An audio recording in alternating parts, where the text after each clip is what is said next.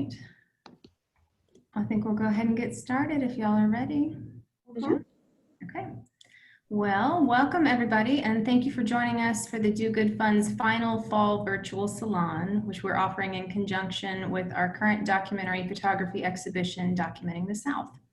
My name is Jessica Hughes, and I am the collection manager here at the Do Good Fund, which is a Southern photography collection based in Columbus, Georgia. And I'm pleased to welcome our guest speakers for the evening, Hannah Israel and Andrea Morales. Hannah is going to lead our conversation tonight, and she would ordinarily be joining us from Columbus as well, but she's traveling.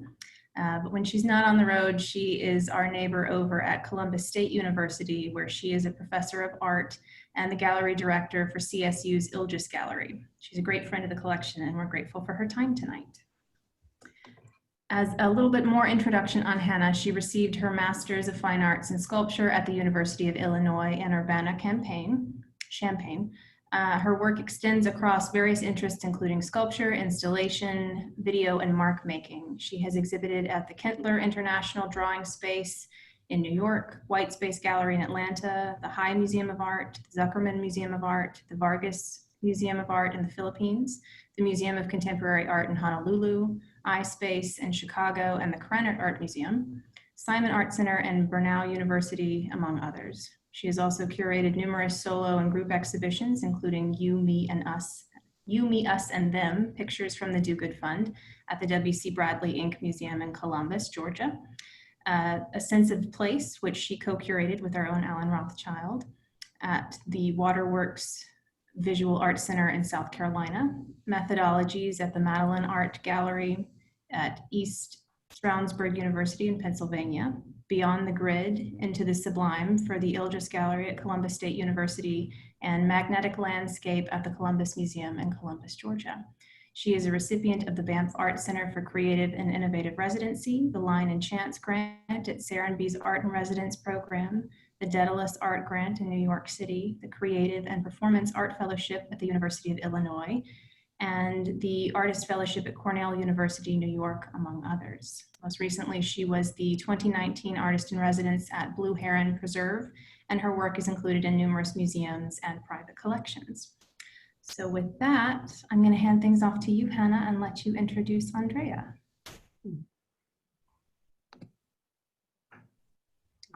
Thank you so much, Jessica and Do Good Fun.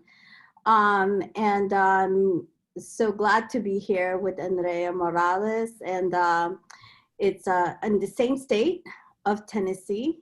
She's a little bit farther west from me. I'm in the Chattanooga.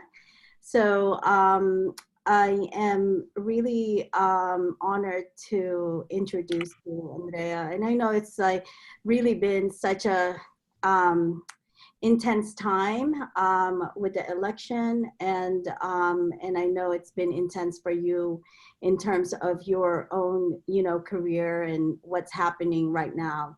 But just to give an introduction of Andrea Morales, she's a documentary photographer based in Memphis, Tennessee, and Oxford, Mississippi. She is a producer at the Southern Documentary Project at the University of Mississippi, and a visual director for the nonprofit newsroom MLK 50, Justice Through Journalism. Some of her photographs and written publications can be found on our websites at andreamorales.com. She's earned her BS in journalism from the University of Florida and an MA in photography from Ohio University. She is also freelance as a photojournalist for many publications such as the New York Times, the South Florida Sun Sentinel, and other national publications. Andrea uses her lens to focus on people and ideas in society that society may have overlooked, including those who has social issues and questions about identity. One of her most well-known works is the series about the Gloucester Girls, which focuses on young women navigating life in Gloucester, Ohio. The series includes photos and short films called Love in Lost Places, which can be viewed on her website. This also attests to her focus on people within their community. Many of her photographs since I have been about documenting Black Lives Matter marches and other freelancing projects in public space. Andrea Morales will be discussing her work as a producer in the Southern Documentary Project at the University of Mississippi, as well as her own growing series in Roll Down Like Water, which addresses race, poverty, and protests in Memphis, Tennessee. Um, you know, I'm really honored to be here with you, Andrea, and I'm looking forward to discussing some of your work after you present it. So thank you. Thank you. Yeah. Should I just pull it up, or do you want to talk a little bit before we? Sure. You know what, however, yeah, I am interested in kind of discussing, you know, what's happening right now. And in terms of, you know, you as a photographer, but also as a documentary filmmaker, you know, have a sense of lens that's different for me. And I'm wondering what is your lens telling, you know, you what's happening right now? You know, how would you describe this moment? I mean, in a lot of ways, like there should have been, we should not be surprised, right, by the sort of way that, by the layering of stresses and systems and the stresses to those systems that are kind of like bearing down on us both collectively and asymmetrically right now. We shouldn't be surprised by that. And I think particularly myself as someone who makes a living off of observation and documenting, I more than anyone maybe should have been prepared to, I should have seen this coming down the mountain, you know, so to speak. But it's hard because part of, I think, observing and documenting and trying to create like drafts of history is like is also just really like not just searching for the moment before you, but searching for me anyway, searching for a further hope, right? It's trying to codify the things that are both present and the things that are kind of shaping the present. It's trying to see beyond, and in some ways that it's a dangerous game, right? We sometimes project things onto reality in front of us.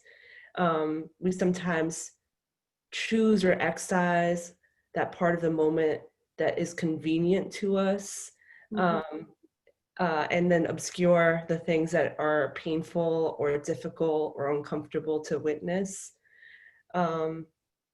Yeah, it's an interesting thing. It's big. I've always said it's like my only way of processing the world is to document, because it forces me to look, right? I'm that kid who was like turning away.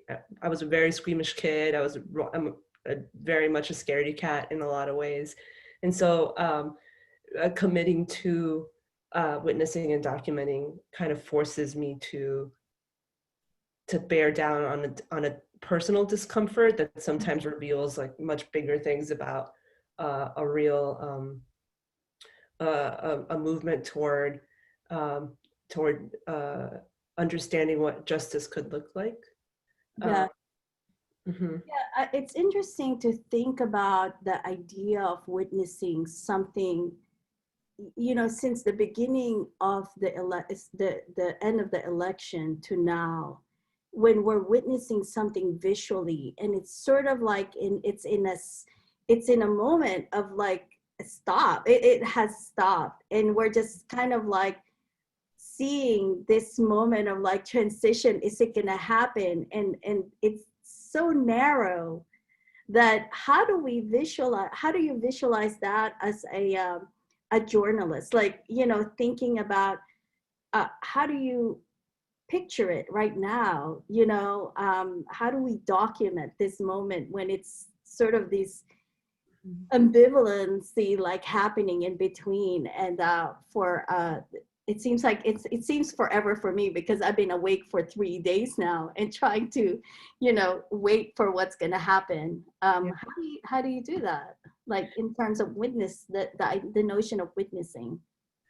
I mean, I'm definitely not the person to like be the authority on how we should, but I think that how I do, right, from where I stand, what I do is try to sort of like understand that what I'm seeing sometimes is not going to make sense to me until later, you know, and that's why it's important to be present in if you're purporting to try to like be a storyteller for a community, for a moment, for a place, for a movement, that you find ways um, to like to add dimension to where you're choosing to look, right? So like with a lot of my work, I mean, and a lot of this comes from the fact that like that notion to me comes from the fact that I worked as a daily journalist,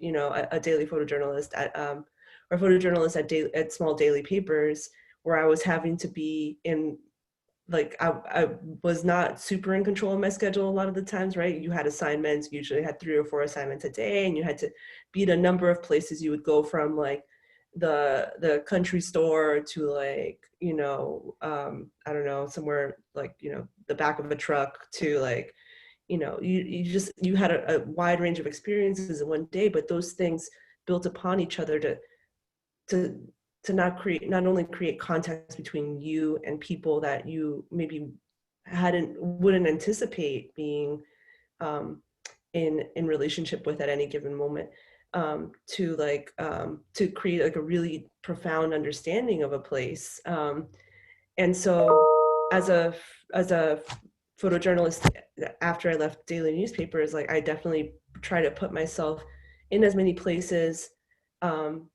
that sometimes, like, you know, I think I talk about this a lot. The big one for me is like I go to parades like religiously whenever possible. I love going to parades. It's very important to me because it is like a collective externalization. Like people are there to present things to you, and it's just, even though there can be hokey and you can photograph the same thing every year, there's always something to learn from each iteration of, you know, these things. And so just constantly understanding that like your time is so maybe is like the most important resource to you as a documentary photographer, a photojournalist, as someone who is trying to tell stories visually, because if you invest time in just a range of places, like that stuff will pay off later in terms of like being able to inform a profound understanding, hopefully, you know, or a profound misunderstanding that you then have to reckon with. Sure. And so during this election, were they did you document the sort of this numbers of voters coming out between, and you're in an interesting location between Oxford and Memphis, and I'm assuming you go back and forth a lot between those two states. Was that part of something that you were that you have documented this recent times? I mean, Were you involved in, you know, in terms of like a journalism, like was that something part of, you know, the story?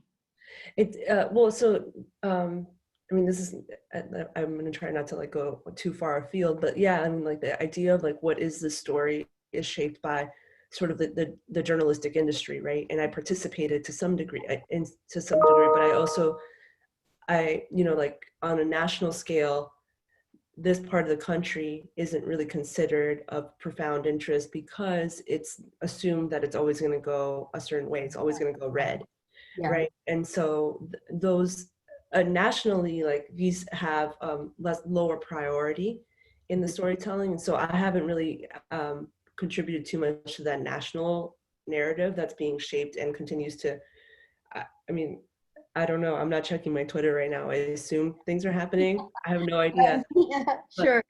But locally, you know, we were trying to find ways to sort of like not to maybe not disrupt, but like maybe disrupt. Like I work with that local nonprofit journalism newsroom called MLK50, and so like we were trying to focus down on like, okay, like on, you know, in the national consciousness, this part of the country is just like a red swath, but there's a lot of people here trying to um, leave progressive imprints on our sort of like democratic machinery, right? The idea that like, and that relates deeply to like the sort of community work I try to both photograph and participate in, because it is trying to complicate the idea of a place that is just the inevitability that is projected on this part of the country, right? That inevitably it will go red. Inevitably, the socioeconomic pressures are gonna oppress, like these things, that oppression will win and liberation will fail. That feels like the sort of inevitable. When you see that red swath, I feel like that's what that red represents sometimes. Sure. And so making sure that we're like, and you know, people can look at this work and be like maybe unmoved, right? They don't know about Memphis. They don't know about what it's like to organize here. They don't know about what it's like to live here, to try to survive here. They think that the resiliency of Memphis is like somehow a really cute commodity, right? Like really some like bootleg, you know, rose coming through the cracks of the concrete kind of like implications that I think are projected on what it's on the Black and brown people of this part of the world. But it's more complicated than that, and it should be depicted as such. Yeah. So I think that might be a good segue for you to go into the work. And I think the work that you're going to show us is your work roll down like water. Is that correct? That's right. Yeah. Yeah. So, and I think this would be a perfect time to go through that. Okay. I'm going to pause myself and so that I won't interrupt. Well, I mean, we can talk about it also because, like I said, like so I'll just, I guess, introduce it briefly. Sure. Can you see it? Is that right? All right, cool. So yeah, this work is very much in progress. So that's like a gentle way of, or a pretty cowardly way of saying actually that it's not edited very narrowly. I'm also working on an MFA right now at the University of Mississippi, and so I've been just in way too deep with it, overthinking everything. And the pandemic has also made it so that it's a lot more difficult to sort of like post up with a homie and be like, help me like kill my precious babies, because all of these pictures, I'm like, oh, I need to use this picture. I had this going on when I made this picture and I can't release it from this edit. And so anyway, the sort of isolation factor of you know, a tortured photographer who can't edit her own work has definitely gone up during this pandemic. But so this, yeah, so the work that y'all are seeing right now, very quickly, and I'm sorry that it's just how it has to be right now, is it's called Roll Down Like Water. It represents a body of work I started after I moved to Memphis in 2014. You know, knowing that Memphis is the site of the assassination of Dr. Martin Luther King. And for me, the work also kind of in this kind of messy presentation that y'all are experiencing maybe a little bit at a relentless pace. Sorry, that it represents also just trying to make sense of what it means, what that meant, the idea that Dr. King was assassinated here, what that represented, what that continues to represent. You know, the sort of refrain in Memphis has always been like where do we go from here? And I think that to me it's a really heavy and beautifully phrased question, because like I was talking about earlier, the inevitability of these systems, that there will be people who live in poverty, that there will be people whose voices are misconstrued, and whose voices and actions are misconstrued as who are pathologized because of the lives they lead. All of these things, you know, like, and photography, I think, often lends itself to supporting a lot of those oppressive narratives. And so I think where I started in 2014 and where I am now, and this is why you guys are seeing so many photos, is because, you know, I'm also being really self-critical about like what I had to unlearn about what it means to live in this part of the country and care about the things that I do, and what my role as both a person in this community and someone trying to depict the community, what it should be. How can I allow the community to inform me on who they are, rather than me trying to carve out with my visual articulation who they are.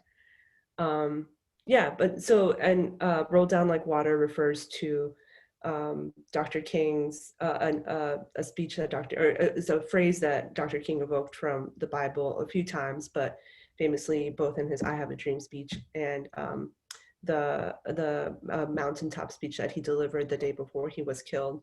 And he was referring to the idea that like the true inevitability that we should be working toward is the idea that justice needs to flow down to all of us, right? That we all deserve it. We all contain the dignity of it. We all contain the dignity that should afford us justice.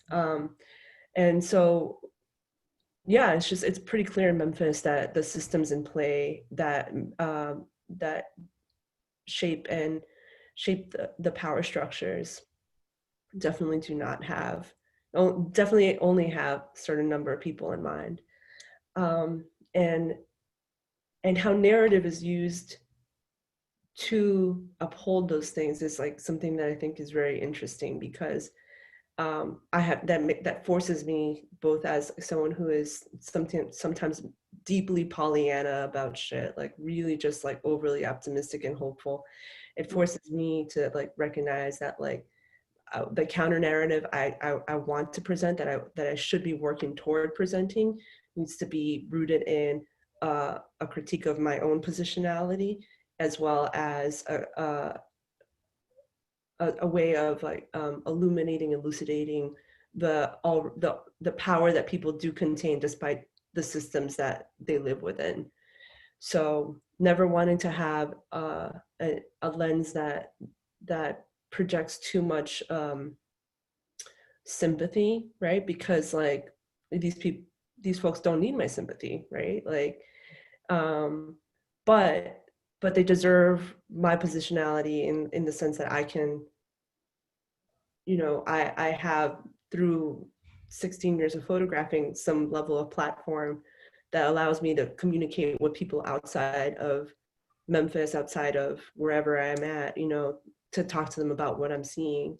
And so using that privilege amongst the other privileges that I do contain, that I need to figure out how to utilize in order to like create a deeper understanding about how things don't need to be this way. Yeah. Yeah, it's interesting to think about this notion, and I think we do this often as you know, artists who are working in social sphere, and how the idea of the role of the artist, and how it contributes to sort of the message that, you know, you would want to send out.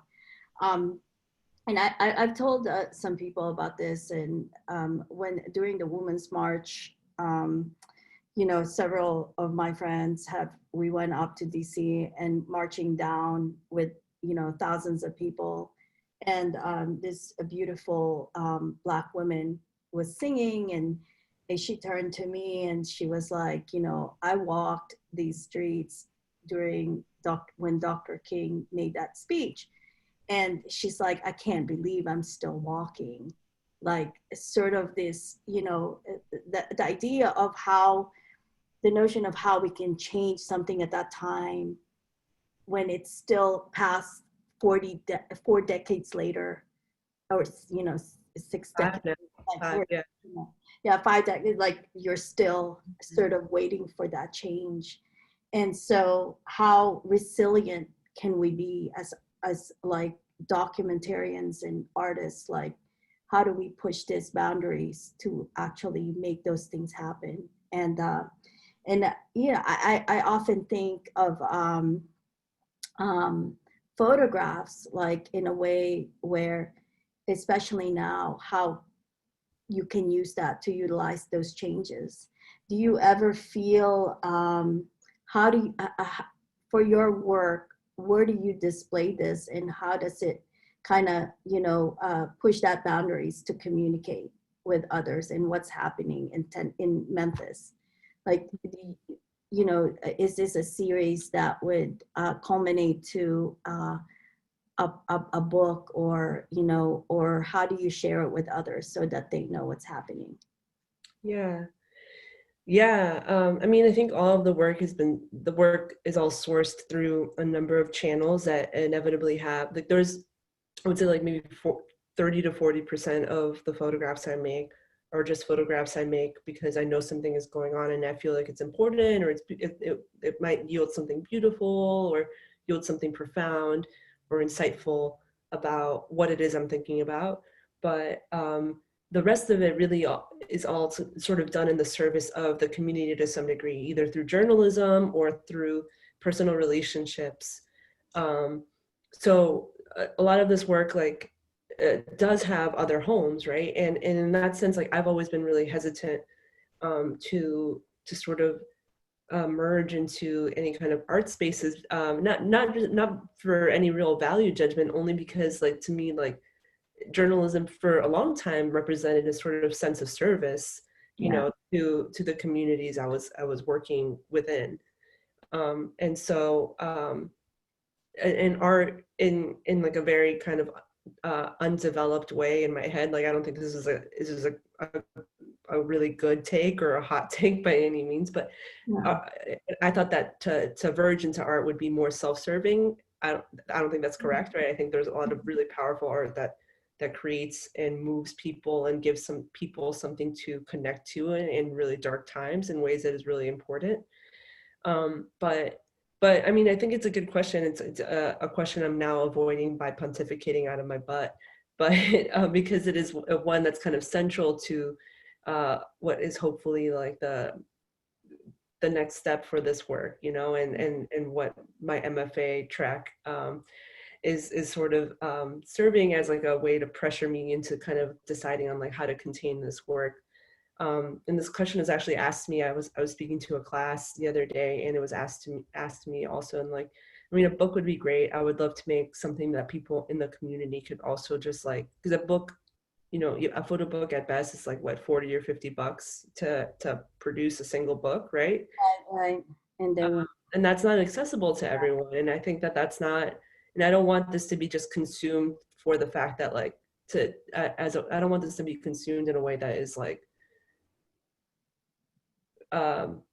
look at all this cool work I made, right? Even though I do have like that is one notch in like the very like deeply notched sort of like totem that I have around this, but some of there was an image of a guy being, taken by the cops, like, mhm. and so there's all these powerful images that, that has sort of these connections with what's happening now. And one of the things that when you're in these situations, how do you react to them, in terms of your role being the photographer and being so close to these to the people that you're photographing, like, how close do you get to them, and then how do you remove yourself from being part of that emotional space, and not be angered by, things, or being sort of like really moved by it? I don't. Yeah. I don't know, like maybe it's just such a strange question, but Not, no, but I so think that, emotionally invested in the image when I'm looking at it and like trying to remove myself to have like for this example, this image, and you seem to be very close to that scene. And so how do you kind of embark on these situations? yeah, I mean, yeah, like I said, it is, like, I mean, it's not, I don't think it's a strange question because I think it's an assumption that is made out of a lot of documentary photographers. And it's something that I've heard documentary photographers say that they do, like they have um, methods and functions of like finding ways to not disassociate, but to create some kind of like functioning distance, right? In order to both take in what's happening and also like find ways to frame it and create the image in a way that feels proper. Mhm. I'm much more of a spaz, as you experienced, as in Hannah and like you and I's conversations. Like I think it's clear I'm a spaz. Like I'm very much like I'm a ball of nerves, just exposed nerves. Like I'm constantly like and that's why photography is like actually like a very helpful way for me to process the world. It is like it does help me like um create like a secondary response to just feeling and thinking and wanting to yell or wanting to cry or wanting to do something else, right? It's like, okay, well, not that those responses would be invalid or not, or there's nothing wrong with those responses, but it feels like sometimes like doing these to photograph and to document would be more helpful. But the flip side to that is the idea that like this panopticon thing where we're like observing to the point of potentially creating a secondary set of surveillance for both the trauma and the sort of the power that happens in these communities for that the insight into those that power and that organization to be used by through malicious intent um, by like the police, which has happened here in Memphis, or others, or like as it's happened throughout the uprisings of this spring and summer. People were photographers who were working for newspapers were experiencing some I think reasonable pushback from people who were out on the street Mhm. and were feeling like they would be further imperiled by being photographed and have and be published. And so a lot of the photographs that y'all are seeing right now are from this last spring and summer. You can tell from the masks that everyone is wearing.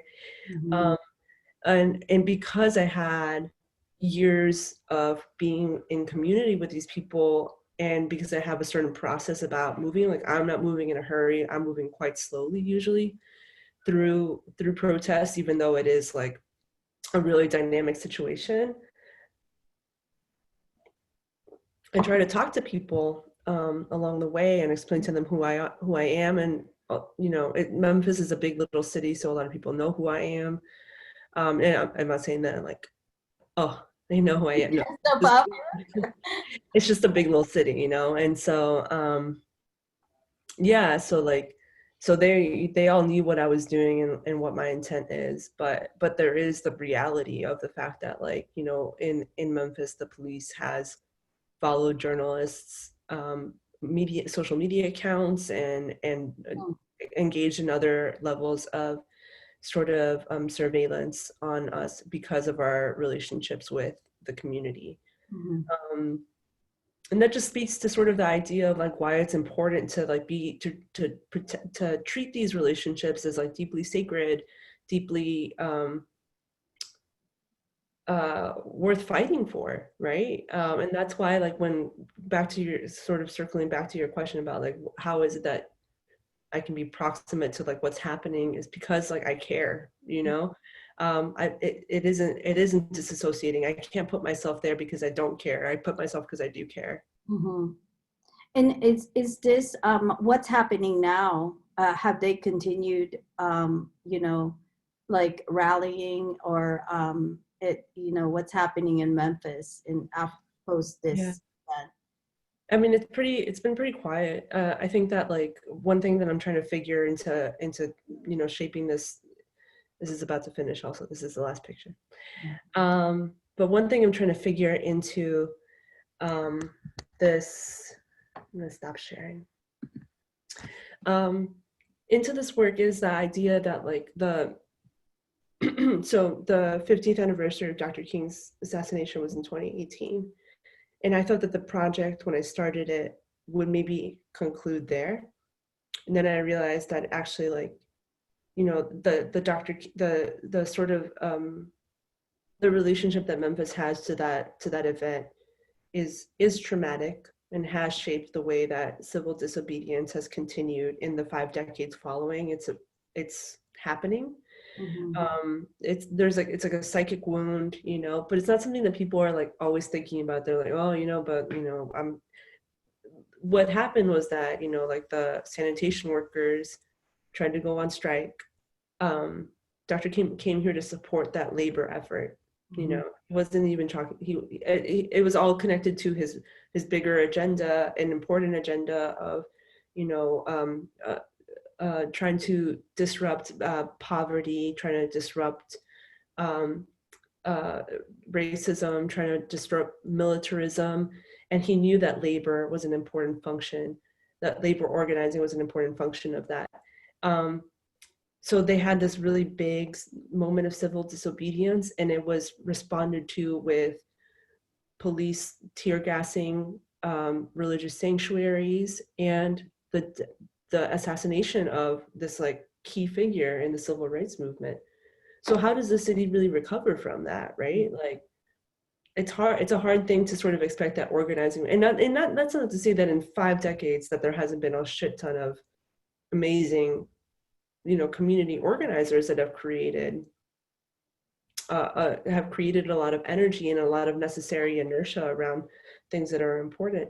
Of course, there have been, but the way that power has allowed to sort of allowed itself to really thrive in the oppressive class has made it really difficult for people power to come up and establish itself really presently. Even though it's there, like Memphis has power, just unquestionably, but it has a difficult relationship with systemic power. Yeah. I often think that, you know, I grew up partly in a third world country, the Philippines, and I often think that there's all these little pockets of sort of these, you know, sort of the rising of people power and oppressive, you know, like little cities around in the US, and it's not much different, but it's such a big nation that you don't see it like that, as if you were in a smaller country, you know. So yeah, I see that in terms of how you're picturing it. So where the moment with the photograph, you're saying that it's a work on progress, and I'm interested in sort of would there be a shift, you know, in terms of, even though it's a work on progress, and the world and how our society is changing and might change, hopefully, you know, I'm also a very optimistic and sort of have this, you know, hope. I'm still hoping, and you know, things would change. What are some of the ways that you sort of envision in terms of in this work that could happen? I just also want to say real quick that if the presidency is called while we're in this conversation, I would love it if someone dropped it in the chat. Like, oh yeah, oh, why were they supposed to be calling it? No, I don't know. I don't know. I'm just waiting for Georgia to call it, you know. Yeah. Okay, listen. Oh, they're still counting. Somebody said, oh, that's my sister. Hi, Ale. Oh, nice. Thank you. That's it. That's Okay. Okay, I'm gonna close this because otherwise I'm just gonna talk to you directly. But also, you know, if anybody wants to send questions in the chat room, we'd love to open it also to all of you guys out there, which I can't see how many people are out there or who's out there. And I'm sure Jessica is also kind of following that up as well. Okay. I'm trying to navigate my chat. I'm not very good at the chat, but I did see Big Sister. Yeah. Yeah, I know what you're talking about. I have been waiting to see the shift. I have a app that tells me what's happening. Oh gosh, yeah, Yeah, I'm not. I Yeah, know. or anything. I can, like I said, I don't walk and chew gum well, so I was like, Sure. You know, the other thing I was thinking in terms of, and we talked about this earlier, was, you know, I mean, your work, especially the one with the recent work, has a lot of heavy content in it, and in terms of storytelling, there's really not an end to the narrative of the storytelling on this work, because you know, with your other work, there's sort of like these a storytelling where there's a beginning and sort of an end to it. Can you talk a little bit about how, in terms of storytelling, that plays on that specific work this past summer? And and I know that you know, a lot of it is about this sort of a documentary storytelling, but there's also another storytelling about it in terms of history, in terms of also more of a you know, like a poetic, I guess, maybe, you know, something storytelling that's involved in that. But yeah, I'm just interested because we had these conversations about how pictures are always a, you know, tells a story, but there's a different type of storytelling that's involved. I think you're right. Yeah, I mean, I think that. So I mean, like, when I got into photography, it was definitely because like I wanted to tell stories and didn't feel comfortable with constructing them with the like language, like written English language. I felt really moved to like be like, okay, I really like constructing stories, but I wasn't comfortable with. I grew up in Miami, super bilingual. My English was not good. My grammar always struggled. But when I was introduced to photography as like a sort of language that had the potential to help construct stories, like it was totally it clicked in my head really really well, because it was kind of these a photograph is just like a photograph can be like a really flowery word, right? And on its own, sometimes like it can feel really elegant or moving or compelling or whatever. But the construction of an essay or of a body of work is basically trying to like draw like it's prose, right? And so that's how I see the photographs. And like and I definitely am like driven by a sort of journalistic function about trying to be somewhere as something is happening and creating an honest depiction of it, right? But in terms of like when I sort of zoom back out into like my space where I'm like trying to draft the story that I think is important from the work that I've been creating, that's when like all the photographs become sort of like blocks of expression, not blocks that get blocked, but like, like a block, and then to layer them and put them together and assemble some kind of thing that like evokes a rhythm, an emotion. Yeah, and so like the summer, everything was really intense and really important. And it was, I think, not just people like me who are photographers and people who love documenting. All of us wanted to be out on the street. We've been pent up at home. We're all fucking sick of racism. Well, not all of us, obviously, like, we saw the voting numbers. the majority of us, right, like are really sick of racism and sick of our participation in racism and the systems that allow us to benefit from racism. And so we were all on the street. And so like, yeah, in that sense, like I did fluctuate with my own role about like, do I want to just sort of act like a detached photographer like I have sometimes in the past, or do I want to really participate in what's happening? Right. And I think I was trying to balance both of those things. So I don't how, know if I was successful or not, but how would you depict the story of the Black Lives Matter?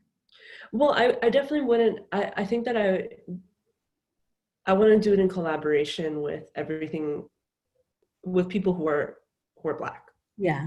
Right, because I'm not Black, right? And so like even though I've existed as like a person of color in this world, you know, like I definitely recognize that like I have a shit ton of benefit from the fact that racism is still a largely operating a guiding and operating set of like it imposes guiding and operating values on how people get treated justly or not.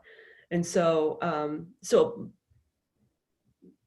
like looking at, I live in Memphis, which is a majority Black city, and to me, like when Black people get free here, we're all going to be free. So like it makes sense to focus on them because like they are the ones with the agency and the insight as to not just like what is important in Memphis, but also like given the fact that Memphis was even established because of its geographic position and its ability to be central in the industry of selling human lives across this country and like build this country, you know, like even though that like we were kind of talking about earlier, Memphis kind of doesn't have sometimes like the same sort of like headline Chiron compelling story around like what is happening here being meaningful to the rest of the world. Mm-hmm. But Memphis is a huge part of why the rest of this country is like building this country, right? And so constantly like centering Memphis's importance and then the fact that like Memphis would be nothing without the Black people who live here. And trying to balance the fact that like I want them to be the people who are like sanctified in the photographic work I make, but also not wanting to use them as set pieces for like what's like a compelling body of work, right? Mm-hmm. Because that I think there's a real razor thin line, and I am happy to be held accountable if I'm ever falling on the wrong side of it. There's a razor thin line between creating with and exploiting communities that you have more power and privilege over. Yeah, sure. Well, we have almost, I think, 10 minutes. If anybody wants to send in questions, it's a good time to do so. So Andrea has time to answer. I see that we have one there, Hannah, Yeah. asking about the role of social media in your work, how you use it or how you stay away from it. Well, I'm an elder millennial, and so I have like a weird and not super clever relationship with social media. I love it in the sense that like it does like, I mean, I will say that part of when I started with photography, there's no way I would have been able to really maintain it, I think, if digital cameras had not become more available. You know, once I had my first digital camera, which cost way too much money, I remember that. But having a digital camera versus trying to work in film when I first started, like had I not, so I appreciate the democratization and access that something like both digital cameras represented to me in like 2003 and like what social media has done in like the last 5 or 6 years for photographers that are able to just have their own platform and create their own platform and shape their own platform. And so I think that's really inspiring, and I really appreciate that. But in my own personal like social media, you'll see I'm highly inconsistent. I mean, and that's kind of like my brand. But yeah, I think that social media is like a really cool way to connect. And as we will probably be in this kind of pandemic state for a while, I think social media is like a very useful tool. Mm-hmm. There's another question. With the pandemic changing dynamics as it has, how have you found it, if it's changed your environment with your photography, if all? Yeah, Ale. Question.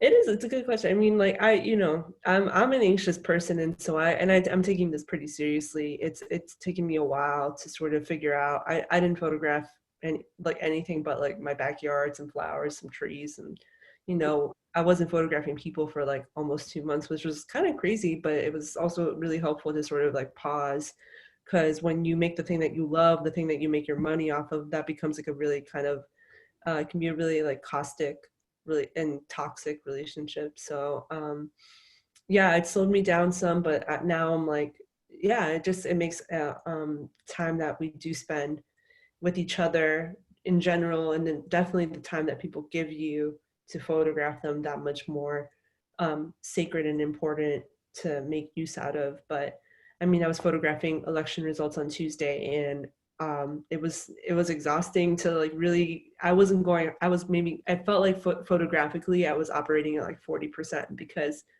there was just a lot of like things to consider, a lot of hand sanitizer to squirt in your hand, a lot of like sort of like fresh air breaks to take, because I don't want to be sick and I don't want anybody else to be sick. It's a lot to think about. So you're finishing your MFA, is that correct? Yeah, and I that hope I can, yeah. this December or next? Oh, no. Yeah. I mean, the pandemic definitely screwed me up in that regard. I was hoping to have finished last spring, and then I was like, okay, well, I'll finish it this semester. And it's just been, I think I do too much, and a pandemic does not like that. So. And also just, before we ran out of time, I was wondering if you could talk a little bit about the Southern Documentary Project at the University of Mississippi. And I think that was just one of the really important projects that you helped kind of, start and kind of is shaping right now. Oh, yeah, well, it's been going on for a while, actually, and it's been largely a home for documentary filmmakers. And while I have made documentary films, I wouldn't go as far to call myself like a working filmmaker. It's been a while since I really successfully created a motion story. But the Southern Documentary Project is an institute of the Center for the Study of the Southern Culture at the University of Mississippi. Just like the Southern Foodways Alliance and Living Blues magazine. And so it is an interesting organization that is trying to create or trying to both create work and augment the existing archive of Southern documentary work based in the South. The Center for the Study of Southern Culture was started by documentary photographer Bill Ferris. And so there's a long tradition of using that to work in partnership with like sociological, ethnographic, folkloric studies. And the center is an interdisciplinary center. And so, yeah, so like it's cool, like because the Southern Documentary Project had been more a home for filmmakers, and I'm the first photographer to be hired there officially, and also the first woman and person of color there. So there's just been a lot of like really interesting things to sort of navigate there, and a lot of growth to be had, both for me and for the organization. And it also serves as a way to like sort of hopefully create more space for different kinds of documentary storytellers coming out of Mississippi specifically. As much as we want to attract people from the outside, like my hope is that our mere presence and then the work that we put into how we tell stories and how we share them with the communities to which they belong, will inspire people in Mississippi to come to us and find the support and the desire to to make their own stories. Mhm. Mm-hmm. It's really, I mean, it's really great work, and I'm really kind of honored to be part of this conversation with you and all the things that you've done in terms of journalism, photography, and in the Salon documentary, project. So, as well as the MLK 50, like that's just really amazing. Contribution, and again going to because you care and being sort of passionate about what you care about and helping us understand, I don't know what's happening in Memphis, but also which is also happening all around the world, and especially in the US. So Yeah. really incredible. Thank you. Yeah. Oh wait, there's another one. Oh, Holly Linton, who's a photographer, joined us, and she says hello. Hello, Hi. Holly. Hey, I'm Holly. glad you were able to join us. Yeah. I think there's one more question down there too. Hold on. Let me see. I'm getting better at this. I saw that little thing. Okay. Let's see. Okay. One of my favorite new student, Kwang Yun, he's asking, what was the worst situation you've experienced during photographing? Like some people being rude. Do you have any advice for young artists who's interested in photojournalism? I love that question. Yeah. I love everything about it. Like people Yeah. rude. No, yeah. I mean, it's I think for a lot of people, the camera represents a sort of like a key into situations that maybe you wouldn't typically be in. And I think that's correct in some regards, but I also think that like, excuse me, that uh, it sometimes like creates a little bit of like a illusionary veil around you. Anyway, so I definitely have rolled up into situations. I'm trying to think. For some reason, the first one I think about is like the only time I've ever had someone ask me to delete photographs. I've definitely been chased off stuff. I've definitely like been in places I shouldn't have been. Thankfully, nothing that's ever caused me bodily harm or any real danger. And I think that particularly if you're like femme or like a woman, non-binary people, like we do have to be really conscientious about like where we put ourselves, like in trying to make a photograph. Sometimes we get carried away with like the outcome and forget like all of the things that we have to consider that goes into it. But the only time I've had someone come up to me like, you need to delete a photograph, was at the Memphis Barbecue Festival. I was photographing the judging. I guess I shouldn't have been because there's some like proprietary things, and I got swarmed by security. Anyway, it's not like a super great war story by any means, but I had to delete pictures of ribs. But yeah, no, I mean, not everybody wants to be photographed, and that's something that's actually become, even though our world is like so flooded by images right now and creation of images. I think people are getting more and more protective, and I think there's something to that, right? Sometimes I used to bristle at it, and now I'm like actually really kind of respecting it deeply, because sometimes like our bodies and our visages is all we have, all we got, and so it's important to respect people's agency. And I think that would maybe just is the advice I would give is like thinking that like is trying to build a relationship with like the positionality that you have, both as someone with with whatever privileges that the world has like afforded you, but also as someone who has the ability to contain this camera and do something with the pictures that you make, right? Like you don't want to hurt anyone with the pictures that you make.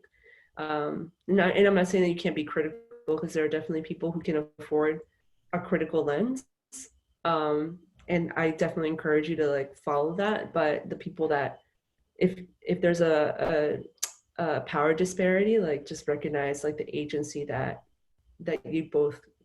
you and whoever else contain, and respect that. That's a good question. I like that question. Mm-hmm. Thank you for answering that. And I think he's listening to you. All right. Well, I have a final slide here that I can share really quickly, maybe. What is it? Well, it's supposed to be a little resource listing, but let's see, there it is. It's hiding from me. So this is just a quick little snapshot of where you can find more information about both Hannah and Andrea. And there's information about the Do Good Fund down there as well, our website and Instagram. And just what's up on the horizon for us next, we're looking forward to expanding to a new street front gallery space here in our hometown of Columbus, Georgia. So we'll be able to have more local programming and exhibitions. We're excited about that, and you can keep up with all of that, so stay tuned. Well, I think with that, we can call it a night, ladies. So thank you both very much for joining us. It's been a pleasure. And, Thank you so much. And Andrea, thank you so much, for being with us today. And Jessica for, being such a great moderator, doing this. And for Alan and Marshall, who's back there. I also want to thank a student, Shataya Carr, who's helped me actually as part of our internship program, who's helped me do some research about you, Andrea. So she's actually probably out there, and someday I hope that you meet her. She's really a fantastic student and have been so helpful in, with this as well. So. Yeah. Thank you. And thank you both. Thank you, Asha, right? Is that Shataya? Ashataya, I'm sorry. Ashataya. Sorry, you had to Google me. But yeah, this has been a nice distraction from a extremely hectic time, and I hope it was for everyone that was present also. Yes, definitely. Thank you. yes, thank you, everybody, and good night. All right. Good night. Bye, Ale.